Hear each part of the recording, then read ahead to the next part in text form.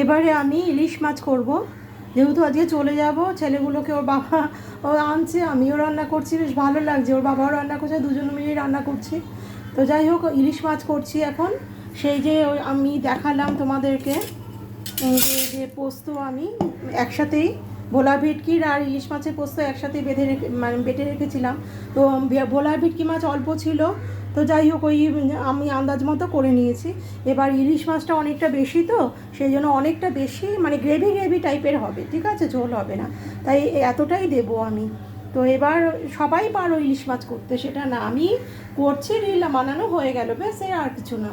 তো আমি এই যে এখানে কড়াই গরম হয়ে গেছে, এবার সর্ষের তেল দিয়ে, আমি কিন্তু ইলিশ মাছ কখনো ভাজি না, কাঁচা দিই। আগে আমি সর্ষের তেলে সর্ষে বাটাটা দিয়ে দেবো, কাঁচা লঙ্কা বাটা দিয়ে দেবো, আর নুন হলুদ আর শুকনো লঙ্কার গুঁড়ো দিয়ে দেবো।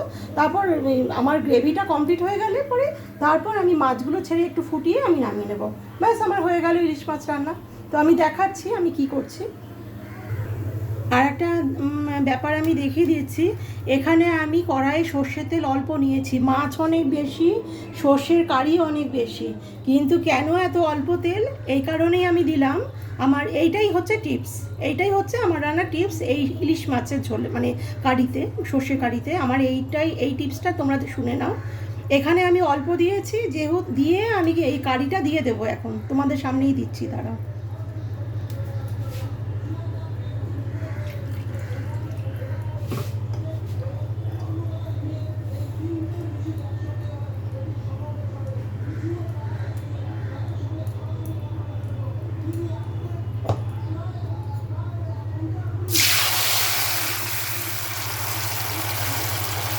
দিতে পারছি না, আমি দু হাত দিয়ে ধরে দিচ্ছি অনেক ভারী।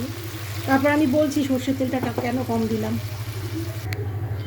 এই তো আমি দিয়ে দিয়েছি, আর একটু শুকনো লঙ্কাও দিয়ে দিয়েছি, আর নুন দিয়েছি, হলুদ দিয়েছি, ব্যাস। এবার আমি ওই সর্ষের তেলটা আমি তখন কম দিলাম কেন, আমি কাঁচা সর্ষের তেল দেবো বলেই আমি কম দিয়েছি, এটাই আমার টিপস। এটাই আমার টিপস, ব্যাস, আর কিচ্ছু না। নুন হলুদ শুকনো লঙ্কার গুঁড়ো, ব্যাস, আর কিচ্ছু না।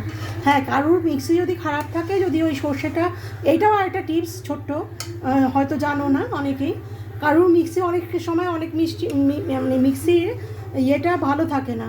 হ্যাঁ, তো সেটাই হচ্ছে ওই গ্রাইন্ডার মেশিনে যে বোলটা অনেকের মানে নতুন লাগে দেখতে, কিন্তু এটা ঠিক হয় না। তো সেখানে অনেকে কী করে মিক্সির মধ্যে বাটতে গেলে তেতো হয়ে যায়, তো ওই তেতোটা যাতে না হয়, তো তার জন্য নুন দিয়ে পিষতে হয়, তাহলে তেতো হবে না।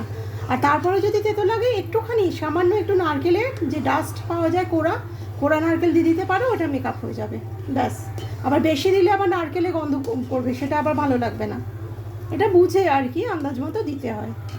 হ্যাঁ, এই যে এইটার মধ্যে আমার মিক্সি বোল ভালো বলে আমি দিইনি, কিন্তু এই ভোলা ভেটকির মধ্যে যদি আমি নারকেলের ডাস্ট আমি যদি একটু মানে বুড়াদা যেটা কিনতে পাওয়া যায়, ওটা যদি আমি একটু বেশিও দিতাম, গন্ধ হলেও খারাপ লাগতো না। কিন্তু ইলিশ মাছে কিন্তু একেবারেই অল্প দিতে লাগে, কারণ ওই ইলিশ মাছে যদি নারকেলের গন্ধটা পাওয়া যায়, ওটা কিন্তু অন্যরকম স্বাদ হয়ে যাবে, ভালো লাগবে না। এখানে আমরা সর্ষের স্বাদটা পেতে চাই, আর সর্ষের তেলের স্বাদটা পেতে চাই। তো ঠিক আছে, আমি এই যে বসিয়ে দিয়েছি, তো আমি মাছগুলো এক এক করে ছেড়ে দেব।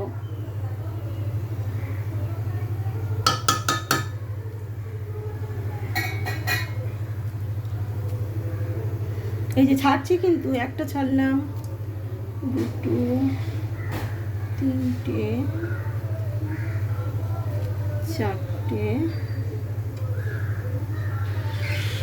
পাঁচটা, ছটা,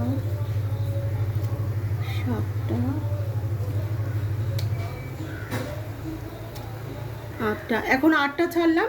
এগুলো হয়ে গেলে মাছগুলো তুলে আবার বাকিগুলো ছাড়বো, এগুলো হোক, নিয়ে দেখাচ্ছি। তো এই তো আমার ইলিশ মাছ কমপ্লিট হয়ে গেল, দুই ভাগে করলাম, খুব সুন্দরই হয়েছে, ভালো লেগেছে, একদম সিম্পল রান্না। তো থ্যাংক ইউ দেখার জন্য।